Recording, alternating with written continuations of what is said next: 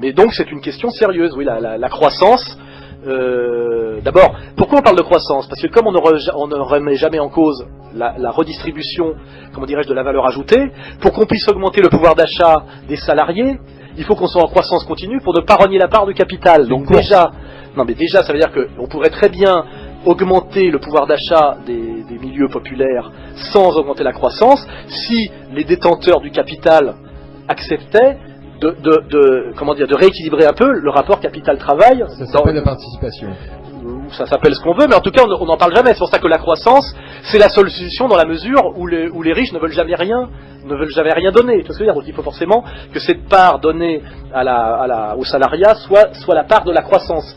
Alors qu'on pourrait très bien imaginer une croissance zéro, un enrichissement des classes moyennes et populaires, simplement parce que on sait très bien que on sait très bien que le rapport capital-travail n'a fait qu'aller en faveur du capital depuis les années 70. Et ça aussi c'est de la lutte des classes, excusez-moi, c'est que le rapport de force a évolué et qu'il y a eu énormément de gains de productivité depuis 30 ans au fruit de restructuration de chômage, et que systématiquement ces gains de productivité sont allés au capital et jamais à ceux qui les avaient produits, parce que les gains de productivité sont produits par les ITC, les ingénieurs techniciens cadres. Là, excusez-moi, c'est l'école marxiste qui ressort. Donc il y a une immoralité dégueulasse dans tout ça, c'est que plus les travailleurs font des efforts pour travailler plus et à meilleur rendement, plus la valeur ajoutée qu'ils produisent va au capital, et plus le capital s'en sert pour les foutre au chômage. Et ce qui est dramatique, c'est qu'avec la logique des fonds de pension, quand une entreprise se fait repérer par les fonds de pension parce que justement elle a un haut taux de valeur ajoutée, les mecs se jettent sur elle, exigent encore plus et ils licencient. Ce qui veut dire que être performant, c'est se mettre en danger.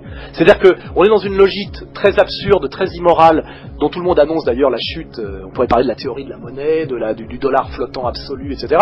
On voit bien qu'on est dans un système qui est moralement absurde et qui même devient absurde par rapport à ses propres fondamentaux. On le voit bien. Le problème, c'est combien de temps ça va durer encore, on n'en sait rien. Pour l'instant, on subit ça absolument, et on est dans une période où les résistances à cette logique libérale, c'est ça dont on parle, sont tombées pratiquement partout, parce qu'avant, il y avait quand même la gauche pour lutter contre, plus que l'extrême droite d'ailleurs, qui était un peu piégée par son côté, son origine bourgeoise, et la gauche a renoncé à la critique du capital, faut pas oublier, c'est une période intéressante. C'est pour ça que, c'est ce que fait Marine en ce moment, c'est intéressant, que la mouvance nationale reprenne ce travail critique de l'économie libérale et de ses violences, qui est un des héritages du camp de la droite des valeurs, au moment où la gauche bobo ne le fait absolument plus. Ça me paraît stratégiquement très intéressant, moralement nécessaire et politiquement efficace. Voilà. Et c'est ce qu'on fait en ce moment. C'est pour ceux qui veulent savoir ce que je fais au Front National, notamment, j'amène ce discours critique qui n'était pas trop dans la tradition du Front, parce que on va dire la bourgeoisie des valeurs ayant été vaincue par l'économie déteste la catégorie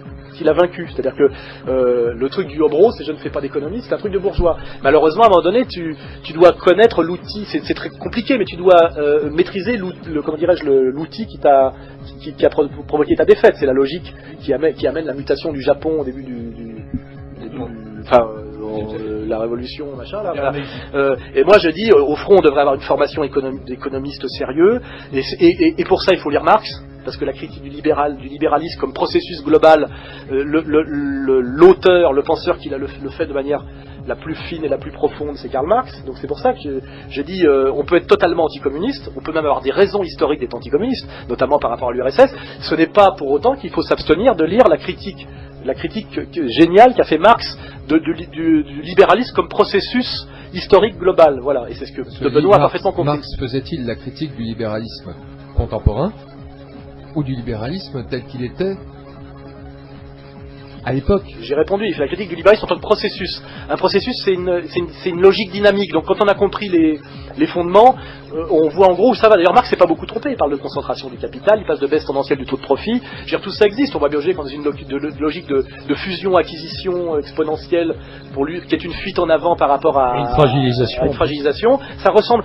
Personne ne conteste, même pas Attali d'ailleurs, et même pas les penseurs libéraux de l'école même de Chicago, que Marx s'est quand même pas trop trompé sur des tas de choses. Parce que comme Marx, il n'y a plus d'enjeu politique depuis la chute du bloc de l'Est, on peut à la limite lui trouver des qualités. Avant, il y avait un combat politique immédiat, c'est qu'il n'était pas question de rien reconnaître à Marx, puisque il y avait un empire politique qui se réclamait du marxisme, qui était l'Union soviétique. L'intérêt de la chute de l'Union soviétique et je veux dire de cet autre continent moral, politique et économique qui était les blocs de l'Est, auquel j'étais attaché au nom de la différence et de la diversité, parce que je pensais que c'était bien qu'il y ait deux mondes, qu'il y ait le monde anglo-saxon, capitaliste, bourgeois, etc., et puis un autre monde qui s'appelait le monde russo, bolchevico-socialiste, dont d'ailleurs même Dugin a compris aujourd'hui que c'est beaucoup plus intéressant que ce que